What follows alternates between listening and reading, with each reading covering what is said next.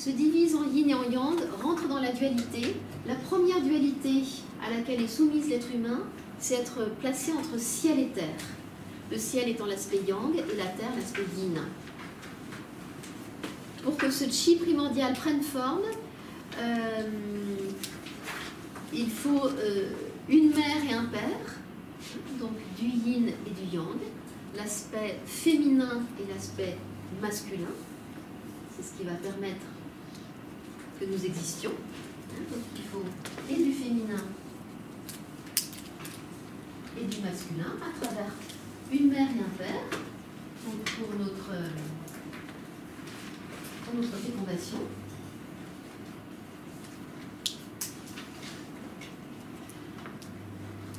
Mais ce qu'il faut surtout, c'est les énergies de la terre et du ciel. Ce chi primordial, quand il s'incarne, l'aspect yin-yang va se manifester à travers la terre et le ciel. La terre est plus dense, l'aspect yin, et le ciel plus aéré, l'aspect yang. Donc la terre est placée ici sous le yin, et le ciel est placé sous le yang, parce que moins matériel, moins dense, hein, plus aérien.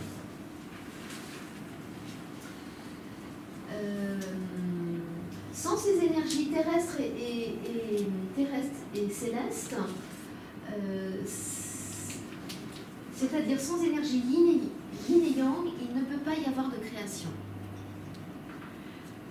Ça, c'est assez particulier à la tradition chinoise, c'est de placer l'être humain entre ciel et terre.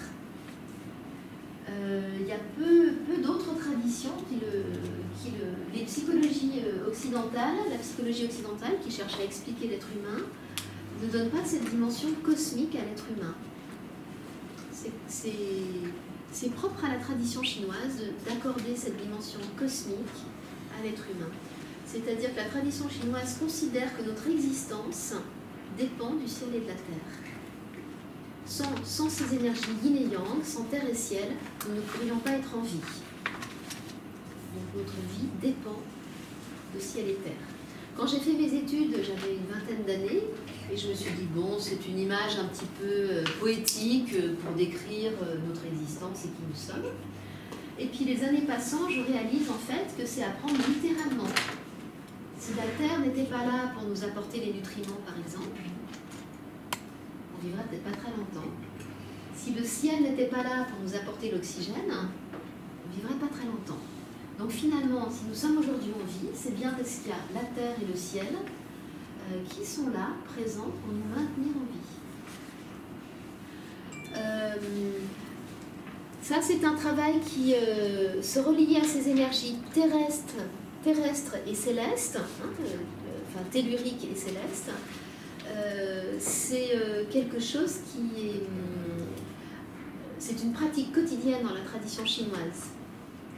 Le matin, la première réflexion au matin devrait être de remercier le ciel et la terre de nous maintenir en vie. Puisque c'est eux qui fondamentalement sont à l'origine de notre existence, de notre vie.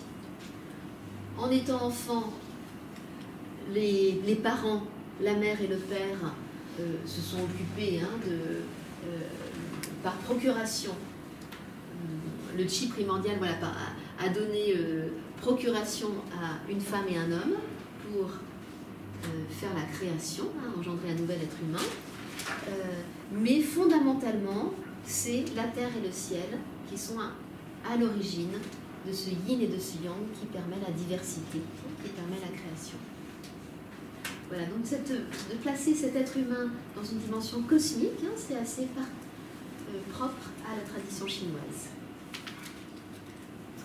Donc nous l'avons dit ce matin, quand nous étudions la biologie humaine, il y a là 2 chapitres en Occident, 2 chapitres principaux qui sont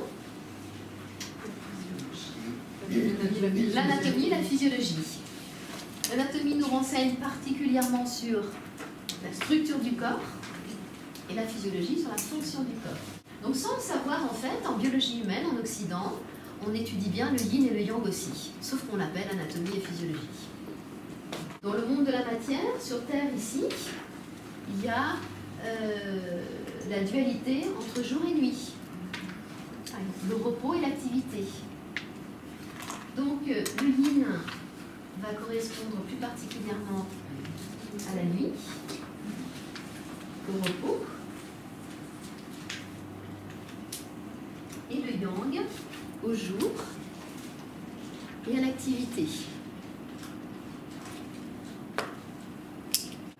Tous les processus de régénération qui se font pendant la nuit, qui se font pendant le repos, la régénération, ça va permettre d'accumuler de la matière, de régénérer le corps.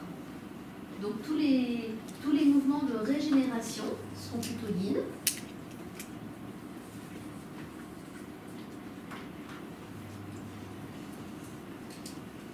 Et tous les mouvements de perte de matière, où on brûle la matière pour créer de l'énergie,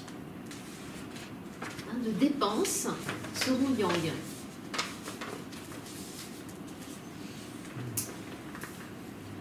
Ou de mouvement. Régénération ou dépense ou mouvement. Tous les mouvements du corps seront d'ordre yang.